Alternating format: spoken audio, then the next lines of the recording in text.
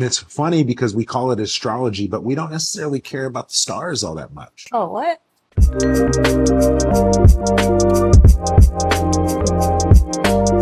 So this is your show Yeah, in your space. in my space. And one thing I will say before we continue the conversation is that David on his YouTube channel often interviews people and they drink tea during these interviews. So if you would like to obtain a bunch of knowledge about tea and also hear some really in-depth, interesting, intriguing conversations, to check out David's channel as well. Oh, thank you so much. For those of you who are watching, as you know, I love astrology. And I like to break things down as simply as possible because I realize that not every form of astrology resonates with every single person. So I feel like it's very important to understand the differences so that way you can obtain guidance in ways that lands for you the best. And David Wei, good friend of mine, client, business partner, he has read several times for me Chinese astrology charts. And there are a lot of misconceptions about what Chinese astrology is. And most commonly in mainstream, we relate to it as the animals. I'm a monkey, I'm a rooster, I'm a pig, I'm an ox.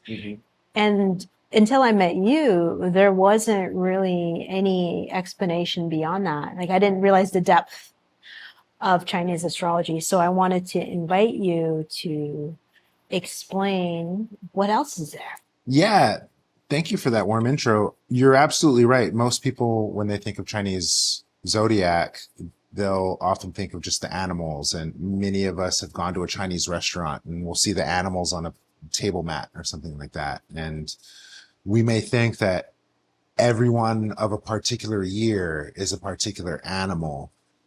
And then, of course, that's just generic. And so it could be really easy to dismiss Chinese medicine, or rather Chinese zodiac, kind of a Freudian slip, but they're actually one and the same. And so, at least principally. And so the Chinese zodiac, sure, you have your year and that's your animal, but then you also have your hour, your month, and your day. And those also have animals.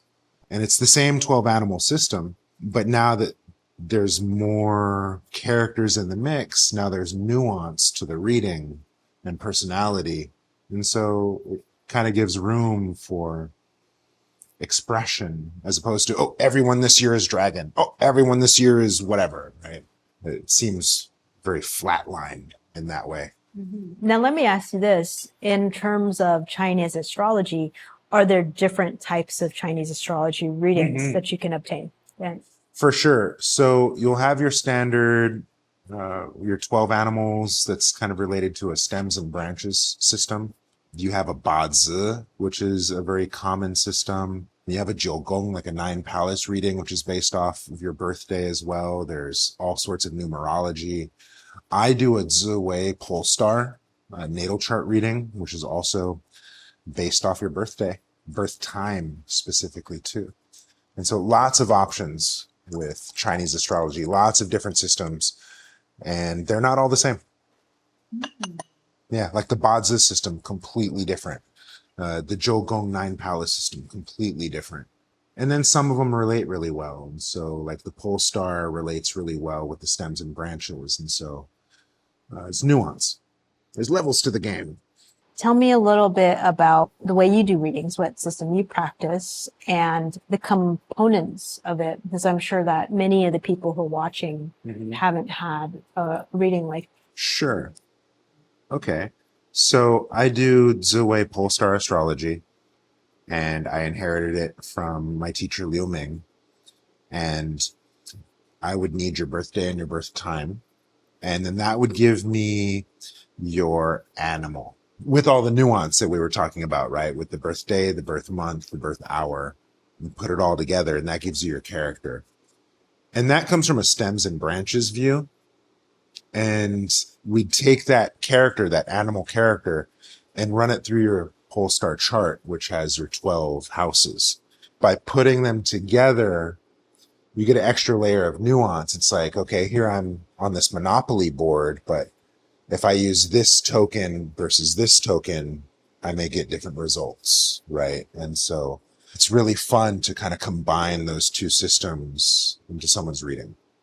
And so every time I'd gotten a reading from you, for every house, astrological house, there are like archetypes or characters that you mention. Yeah. And so the houses, we'll look at that first. You have your first house, which is your Ming. And your Ming, that translates to fate. But fate doesn't quite capture it. And so it also kind of encompasses destiny.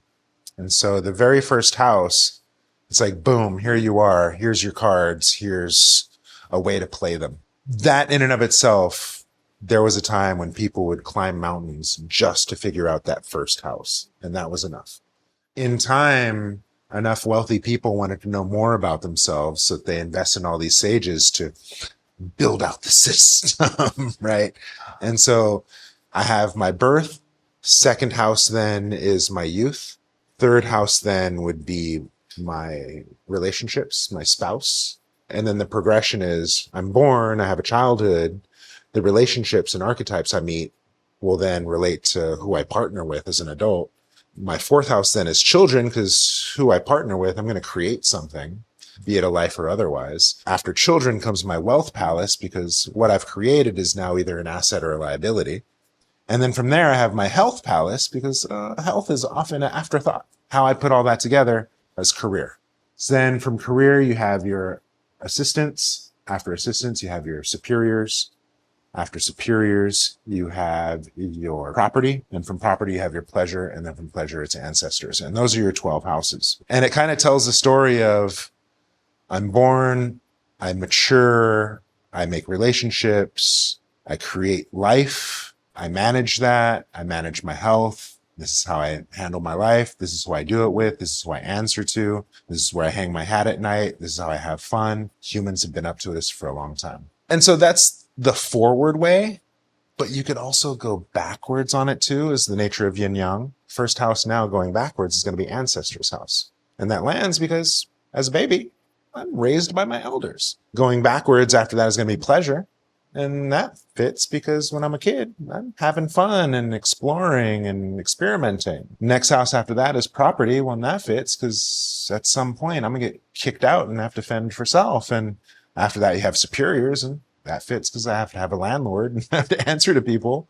And then my assistants, because I probably have a job and have coworkers, and that's my career. And then health comes next because it's often an afterthought. And then we look at our wealth, because our health is really our wealth. We talk about longevity, and in the conversation of longevity, then you have children, right? Still working our way back, and we'll need a partner for that, because at some point we'll be kids again where we have to have our butt wiped and put down to bed, and that's life. And so whether you go forward or backward on that chart, it gives a really comprehensive view of the human experience. Curious to know from your perspective, I know you've gotten several readings over the years and also read for yourself. What are a couple of really significant insights, types of insights that you have gotten from the charts? I don't necessarily look at astrology as fortune telling. It's more of a course affirmation or a life journey outline. And so the insights I have aren't so much of revelatory, like, aha, I'm going to do this, or I'm going to go to Hawaii next week. It's more like, aha, now I understand why I had to endure that hardship. Now I understand why I had to go through that chapter, why I had to learn that lesson in that way. Now I understand why that lesson keeps coming up in different ways. Less about good luck, bad luck, more about having resolution for my soul, so that when I die, I'm content and I'm not longing or reaching or regretful and having some type of completion left unresolved in my spirit. Insights I get from that context, it's, aha, I understand who I am. I understand why I am. I understand what I'm up to. I understand how I'm going to go about doing it. It's very affirming as to who I am and the choices I make. those are the insights I get from astrology. That's good. For myself, there's a couple readings that I've had with you where certain things stuck out. And I remember that one year when you read for me, we were talking about the superior's house. And you said something along the lines of don't meet your heroes. Yeah, don't meet your heroes because you'll be disappointed. And I looked at that and I was like, wow, that lands because I used to work in the music industry. And I remember meeting a bunch of artists, and behind the scenes, they were such a-holes. I was like, dang. Luckily, I'm not a big fan of you to begin with, but that sucks for people who are really a fan of you. So I looked at that from that context. And I also just took it as I don't need to go out of my way to meet certain people to try and obtain certain things, because having that expectation alone might not align, because in this reading, in this little box, the characters or the archetypes mentioned in there indicated that I should meet heroes. And then in the event that you do, also kind of taking them off that pedestal and seeing them as a peer, seeing them as a cohort, or just as human as you, right? And so there's also that take on it as well. That's so cool that you bring up the readings I've done with you. That's awesome. Because I give a reading, then I forget them, because I'm on to the next reading, and then so when people come back, they're like, remember when you said that? And I was like, no, I don't, but it landed. I feel like all astrology is channeled. So if you have pure intentions and it's not just about only what the chart says and you're bringing your own intuitive insight, that's being channeled from whoever you believe in. So I think there's a lot of magic to that. I think there really is something to mediumship and being a channel and a conduit for a message to come through. And I catch myself doing it because I'll look off and be all weird. But those are the times when the words are formulating. Is there anything else about Chinese astrology that you feel is different? A lot of systems will ask where you were born. And so you have the time, the date, but also the location. And that will translate to a daylight savings or an international timeline or where you are in position relative to stars. Chinese astrology doesn't have that. And it's funny because we call it astrology, but we don't necessarily care about the stars all that much. Oh, what? Yeah, it's called astrology, but it would be better off called math. It's all an equation. We're not taking snapshots of the stars and aligning the planets. We're doing math in that of 24 hours in a day, some of those hours are light, some of those hours are dark. There's certain behaviors that we do in light, there's certain behaviors we do at dark. And relative to where I am in the year, there's going to be more or less light than dark. All of that can be broken down algorithmically. That's math. People would often ask, oh, don't you need to know where the time zone I was in? I was like, no, because it's no matter where you're at, it's always 420. I make a joke like that. So once we have the date and the time, we run it through the algorithm, and then it's not so much fortune telling as it is data collection.